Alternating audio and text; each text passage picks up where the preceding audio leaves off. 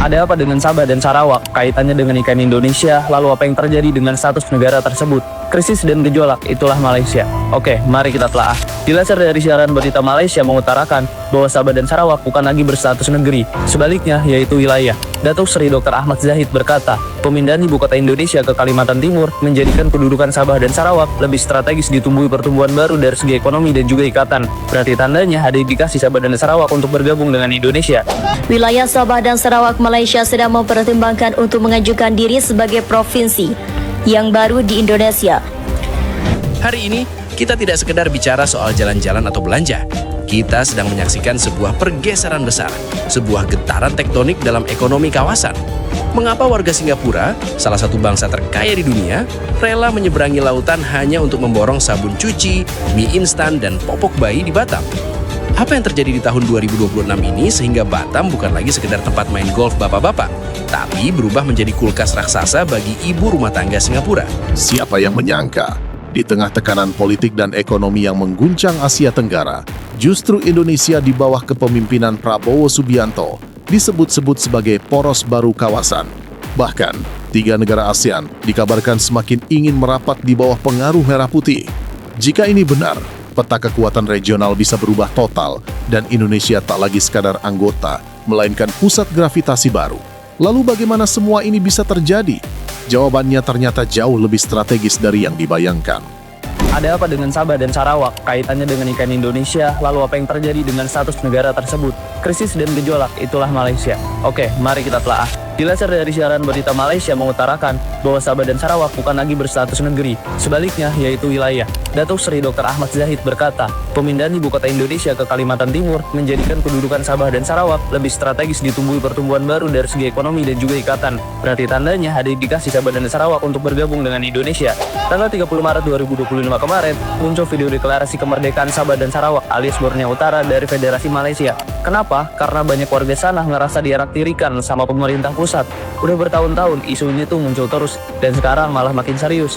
Yang dukung bukan cuma rakyat biasa, tapi juga pemimpin adat, aktivis politik, dan juga orang-orang Sabah dan Sarawak yang tinggal di luar negeri. Mereka ngerasa pembangunan gak adil dan kedaulatan rakyat di sana terabaikan. Makanya muncul gerakan Sabah Sarawak Unity. Gimana nih? Like kalau kalian suka Sabah dan Sarawak buat negara sendiri, dan komen kalau setuju Sabah dan Sarawak resmi jadi bagian dari Indonesia. Memasuki 2026, Asia Tenggara memang tidak sedang dalam kondisi ideal. Ketidakpastian politik dan tekanan ekonomi membayangi sejumlah negara ASEAN. Proyeksi kawasan menunjukkan risiko perlambatan pertumbuhan, meningkatnya beban fiskal, hingga tensi domestik yang belum sepenuhnya mereda. Di tengah situasi seperti ini, muncul satu pertanyaan besar, siapa yang mampu menjadi jangkar stabilitas regional?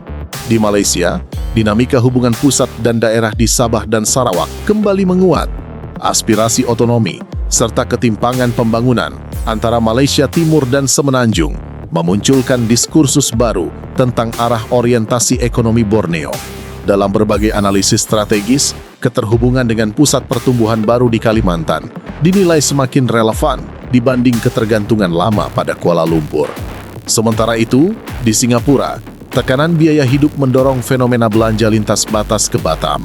Ribuan warga rutin menyeberang demi mendapatkan harga yang lebih kompetitif. Pergeseran arus konsumsi ini bukan sekadar tren sesaat, melainkan sinyal bahwa keseimbangan ekonomi mikro kawasan mulai berubah dan Indonesia menjadi salah satu penerima manfaat langsungnya. Dalam politik internasional terutama di kawasan Asia Tenggara, perubahan besar seperti pemindahan ibu kota suatu negara dapat menciptakan dampak yang luas dan mendalam. Kabar mengenai pemindahan ibu kota Indonesia ke Kalimantan Timur yang akan menjadi Nusantara telah menciptakan polemik baru dengan potensi dampak yang lebih dari sekadar perubahan geografis. Salah satu reaksi mengejutkan adalah pernyataan bahwa wilayah Sabah dan Sarawak Malaysia sedang mempertimbangkan untuk mengajukan diri sebagai provinsi yang baru di Indonesia. Ini adalah perkembangan yang menarik dan kompleks yang mencerminkan dinamika politik dan sejarah panjang di kawasan ini. Pertama-tama, perlu dicatat bahwa Sabah dan Sarawak telah lama menjadi bagian integral dari Malaysia. Namun sejarah mereka juga penuh dengan kontroversi dan ketidaksetaraan. Wilayah-wilayah ini memiliki budaya, bahasa dan identitas yang berbeda dari semenanjung Malaysia. Dan dalam beberapa aspek, mereka telah merasa kurang diperhatikan dan diskriminasi. Pemindahan ibu kota Indonesia ke Kalimantan Timur tampaknya telah menciptakan ketidakpuasan di antara penduduk Sabah dan Sarawak. Mereka mungkin melihat perubahan besar ini sebagai peluang untuk memperjuangkan hak-hak mereka yang lebih besar atas atau merasa lebih berhubungan dengan Kalimantan Timur daripada dengan semenanjung Malaysia. Ini menciptakan pertanyaan yang kompleks tentang identitas dan kemerdekaan wilayah-wilayah ini. Presiden Joko Widodo atau Jokowi dalam menjalankan kebijakannya telah menanggapi perkembangan ini dengan bijaksana. Dia mengakui bahwa ketimpangan kesetaraan yang terjadi di Malaysia, terutama terkait dengan Sabah dan Sarawak, adalah masalah yang serius. Ini mencerminkan komitmen Indonesia untuk mendukung kesetaraan antara negara-negara di kawasan ini dan menghormati hak-hak rakyat Sabah dan Sarawak. Namun, Jokowi juga menegaskan bahwa Indonesia tidak akan menekankan warga Malaysia yang ingin pindah ke negaraan. Ini adalah langkah yang penting untuk menjaga hubungan baik antara Indonesia dan Malaysia dan mencegah konflik yang lebih besar. Di sisi lain, Timor Leste menghadapi tantangan serius akibat ketergantungan pada sektor migas dan keterbatasan diversifikasi ekonomi. Ketika cadangan energi menurun dan ruang fiskal menyempit, kebutuhan akan mitra regional yang stabil dan suportif menjadi semakin mendesak. Dalam konteks ini, Indonesia tampil bukan hanya sebagai tetangga, tetapi sebagai opsi strategis yang realistis. Lalu bagaimana dinamika tekanan di tiga negara ini perlahan membentuk persepsi baru tentang Indonesia sebagai pusat gravitasi kawasan? Ini bukan hari libur nasional, hanya Kamis sore biasa di awal tahun 2026. Di depan Anda, ribuan orang mengantre, tua, muda, keluarga besar. Tapi ada satu pemandangan ganjil yang jika Anda perhatikan lebih dalam akan membuat Anda bertanya-tanya. Mereka semua membawa koper besar ukuran 28 inci. Koper-koper raksasa yang biasanya kita pakai untuk perjalanan 2 minggu ke Eropa. Tapi perhatikan cara mereka mengangkat koper itu melewati gate tiket. Ringan, melayang. Koper-koper itu kosong. Selamat datang di fenomena ekonomi paling unik di Asia Tenggara hari ini. Wisata koper kosong. Hari ini, kita tidak sekedar bicara soal jalan-jalan atau belanja. Kita sedang menyaksikan sebuah pergeseran besar, sebuah getaran tektonik dalam ekonomi kawasan. Mengapa warga Singapura, salah satu bangsa terkaya di dunia, rela menyeberangi lautan hanya untuk memborong sabun cuci, mie instan, dan popok bayi di Batam? Apa yang terjadi di tahun 2026 ini sehingga Batam bukan lagi sekedar tempat main golf bapak-bapak, tapi berubah menjadi kulkas raksasa bagi ibu rumah tangga Singapura? Dan yang lebih penting, apa harga yang harus dibayar warga lokal Batam ketika tetangga kaya mereka datang memborong pasar? Mari kita mulai dengan satu angka ajaib. Angka yang diam-diam mengubah segalanya. 13.176 rupiah. Di Januari 2026, nilai tukar dolar Singapura menyentuh rekor tertinggi sepanjang sejarah terhadap rupiah. 10 tahun lalu, 1 dolar Singapura hanya sekitar 9.000 rupiah. Hari ini, memegang dolar Singapura terasa seperti memiliki kekuatan super. Bayangkan Anda masuk ke sebuah toko dan tiba-tiba kasir berkata, khusus hari ini semua barang diskon 40% plus bonus tambahan. Itulah yang dirasakan turis Singapura setiap kali kaki mereka menyentuh tanah Batam. Ini bukan lagi soal selisih harga receh. Ini adalah arbitrase kehidupan.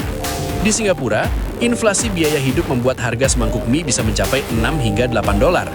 Di Batam, dengan uang yang sama, Anda bisa memberi makan satu keluarga kecil. Jadi, ketika kita melihat mereka datang berbondong-bondong, jangan langsung menganggap mereka pelit. Mereka sedang menjalankan strategi bertahan hidup. Kelas menengah Singapura sedang terjepit di negaranya sendiri. Dan Batam adalah katup pengaman ekonomi mereka. Mereka tidak datang untuk foya-foya. Mereka datang untuk bertahan hidup dengan gaya. Sekarang, mari kita ikuti jejak mereka. Kita tinggalkan pelabuhan dan masuk ke jantung keramaian. Grand Batam Mall, Nagoya Hill, pusat-pusat belanja yang dulu identik dengan tas bermerek dan parfum mahal. Tapi di tahun 2026, tujuan utama mereka justru bukan butik mewah. Mereka turun ke basement, ke supermarket. Gerai seperti Top 100 menjadi magnet utama. Jika Anda mengintip isi troli mereka, Anda akan menemukan fenomena yang menarik. Tidak ada televisi layar besar, tidak ada jam tangan mewah. Yang ada adalah minyak goreng, pewangi pakaian, obat-obatan bebas, susu, popok, dan tentu saja mie instan serta cemilan. Mengapa? Karena di Singapura, harga barang-barang ini sudah tidak masuk akal bagi sebagian orang. Di Batam, mereka bisa membeli stok untuk 1 bulan dengan harga seperempatnya. Perubahan dinamika di Malaysia, Singapura, hingga Timor Leste menunjukkan satu benang merah. Ketika kawasan dilanda tekanan, Indonesia justru tampil sebagai jangkar stabilitas. Di bawah kepemimpinan Prabowo Subianto, posisi Indonesia di ASEAN semakin diperhitungkan, bukan karena ambisi, melainkan karena kapasitas dan konsistensi. Merah putih kini dipandang sebagai simbol keseimbangan baru Asia Tenggara. Ke depan, tantangannya adalah memastikan penguatan peran regional ini tetap sejalan dengan kesejahteraan rakyat Indonesia. Kalau menurut kamu video ini bermanfaat, jangan lupa klik like, tulis pendapat kamu di kolom komentar, dan subscribe agar kamu tidak ketinggalan pembahasan di video selanjutnya.